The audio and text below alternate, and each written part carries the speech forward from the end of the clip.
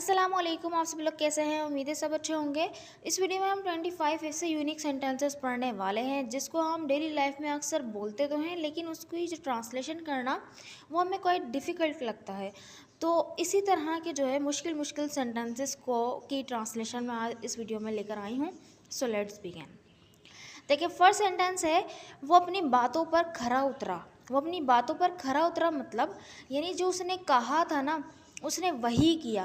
वो अपनी बातों से मुकरा नहीं, बल्कि उस पर खरा उतरा, उसको पूरा किया। तो हम इसको बोल सकते हैं, he remained true to his words.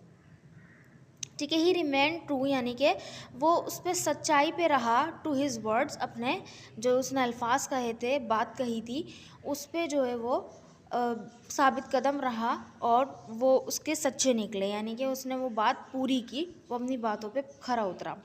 तो he remain true to his words. इसको एक तरह से और बोल सकते हैं, he lived up to his promise. Live up to जो है एक फ्रेजल वर्ब है। इसका मतलब होता है किसी भी चीज़ पर, किसी भी प्रॉमिस पर, बात पर या एक्सपेक्टेशंस पर खरा उतरना, यानी कि आपने जिस तरह का उससे एक्सपेक्ट किया था उसी तरह उसने किया, या उसने जो बोला था वही उसने किया। तो he lived up to his promise. तो ये वो अपनी बातों पे खरा उतरा, यानी उसने जो वादा किया था उसने वो किया पूरा। नेक्स्ट सेंटेंस इज, वो मेरी उम्मीदों पर खरा उतरा। वो मेरी उम्मीदों पर खरा उतरा, तो खरा उतरा ज़रूरी नहीं बातों पे, तो उम्मीदों पे खरा उतरा अगर हम बोलें, यानी कि जिस जिस तरह की उम्मीद मुझे उससे थी उसने वो पूरी की। तो यहाँ पे हम बोल सकते हैं, he lived up to my expectations. He lived up to my expectations. Next sentence is, वो मुंह के बल गिरा। अक्सर हम बोलते हैं ना, ये मुंह के बल गिरा है, तो मुंह के बल गिरना, इसके लिए हम बोलेंगे, he fell flat on his face. He fell flat on his face, यानी कि अपने मुंह पर सीधा गिरा है जाके। ये इसको इस तरह में बोल सकते हैं सिंपल उसमें, कि ही फेल ऑन हिज फेस। ठीक है। नेक्स्ट सेंटेंस एज, अगर अपने वालदेन के मुखालिफ चलोगे तो मुँह की खाओगे। अब देखिए, इस तरह भी अक्सर हम बोलते हैं ना, अगर तुम वालदेन की बात नहीं मानोगे तो मुँह की खाओगे, यानी कि तुम्हें कोई ना कोई नुकसान ही पहुंचेगा। तो हम बोलेंगे इस तरह से कि if you defy your parents, तो मुखालिफ चलना, उनकी नाफरमानी करना, तो डिफ़ाई का यूज़ करते हैं। If you defy your parents you will fall flat on your face. ठीक है। नेक्स्ट सेंटेंस इज, अब छुट्टी होने वाली है। अब छुट्टी होने वाली है, तो इसको किस तरह से बोलें कि छुट्टी होने वाली है? तो बनेगा, द क्लास। अगर क्लास की छुट्टी होने वाली है तो आप बोले, the class is about to be over now. या अब अगर स्कूल की छुट्टी होने वाली है, किसी भी चीज़ की, ऑफिस की या जिसकी भी, तो जो है आप बोल सकते हैं, the school is about to be over now. School और क्लास की जगह आप कुछ भी लगा सकते हैं। नेक्स्ट सेंटेंस इज, आपका इंग्लिश का पीरियड ख़त्म होने वाला है। जैसे यहाँ पर अब इंग्लिश का पीरियड ख़त्म होने वाला है, तो बनेगा, your English period is about to be over.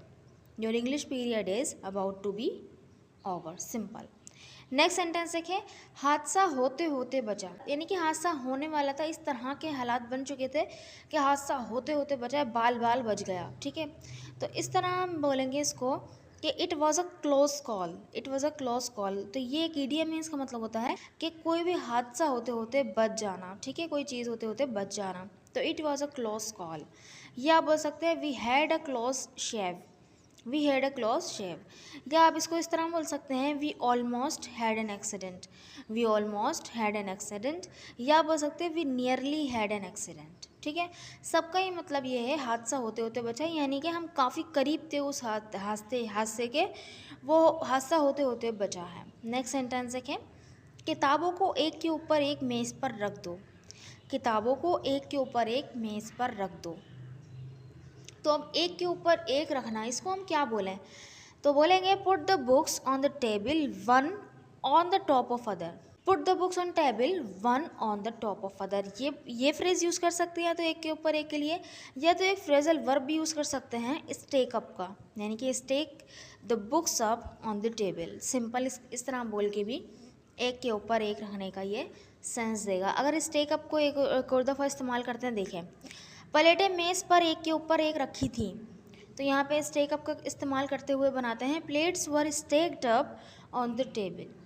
ठीक है, इस तरह बना सकते हैं कि plates were stacked up on the table. Stack up ही जो हमारा डिफाइन कर रहा है कि प्लेटें एक के ऊपर एक रखी हुई थी। ठीक है। नेक्स्ट सेंटेंस इज वो गलती मानने का नाम ही नहीं ले रहा। वो तो गलती मानने का नाम ही नहीं ले रहा। नाम ही नहीं ले रहा मतलब ये नहीं कि हम बोलेंगे कि ही इज़ नॉट सेइंग नेम, नहीं, यानी कि वो गलती मानने के लिए तैयार नहीं है, इस तरह का सेंस निकालेंगे तो बनेगा he is not ready to admit his mistake. He is not ready to admit his mistake. ठीक है। नेक्स्ट सेंटेंस इज वो अपने आप को समझता क्या है। अक्सर बहुत से बोलते हैं ना वो अपने आप को समझता क्या है, तो बनेगा who does he think he is. ठीक है।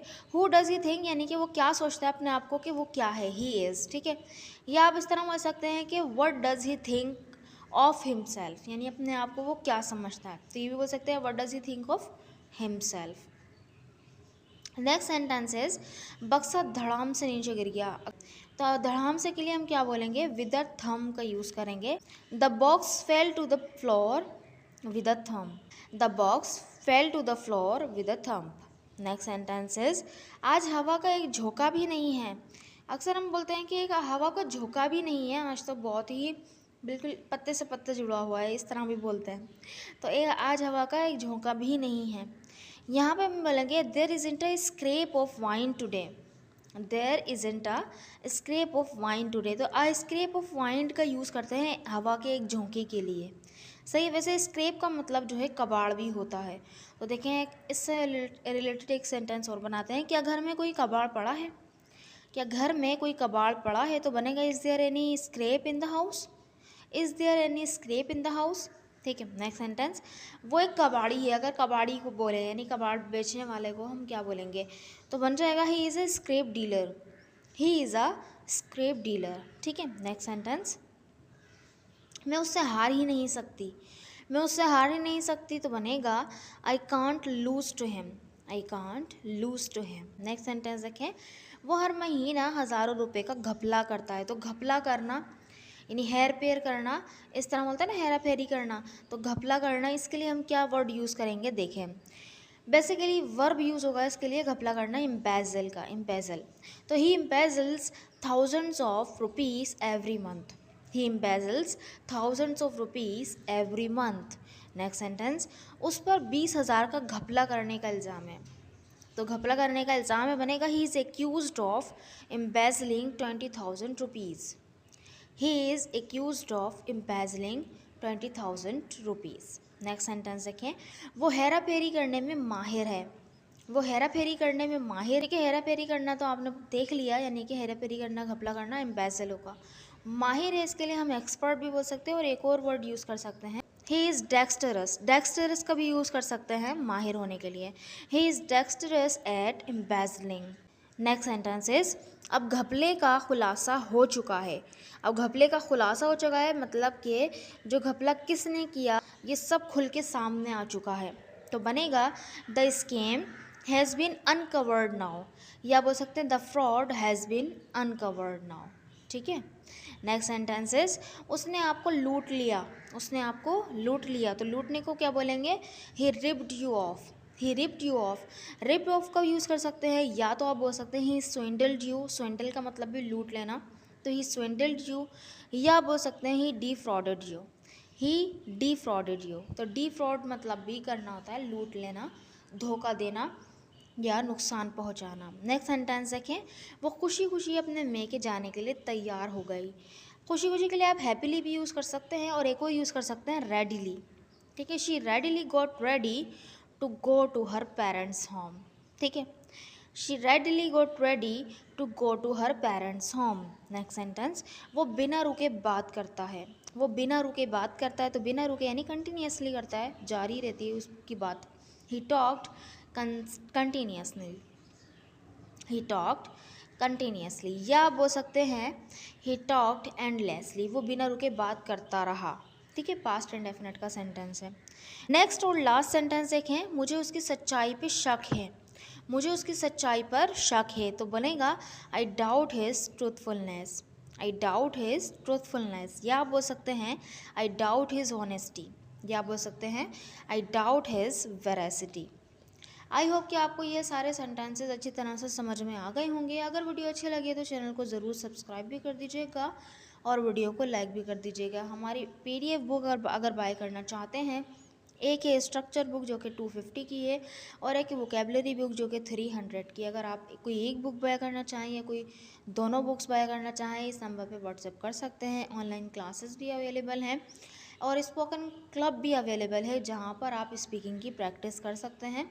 अब आपको एक पार्टनर प्रोवाइड कर दिया जाता है, डेली टॉपिक्स भी दिए जाते हैं ताकि आप उन पे कॉन्वर्जेसन करके अपनी स्पीकिंग को इम्प्रूव कर सकें। Because speaking comes from speaking. जब तक आप बोलेंगे नहीं, सिर्फ वीडियोस देखते रहेंगे, पढ़ते रहेंगे, जितनी भी किताबें खंगाल देंगे, आपको इंग्लिश बोलनी जब तक नहीं आएगी जब तक कि आप उसको बोलने की प्रैक्टिस ना करें। तो प्रैक्टिस करने के लिए ये एक बेस्ट प्लेटफॉर्म है, लोग यहाँ से फ़ायदा उठा रहे हैं और काफ़ी अच्छे मुझे रिव्यूज़ मिलते हैं, लोग तारीफ़ करते हैं। सो अगर आप भी ज्वाइन करना चाहें तो इस व्हाट्सएप नंबर पर मुझे रब्ता कर लीजिएगा। Thank you so much.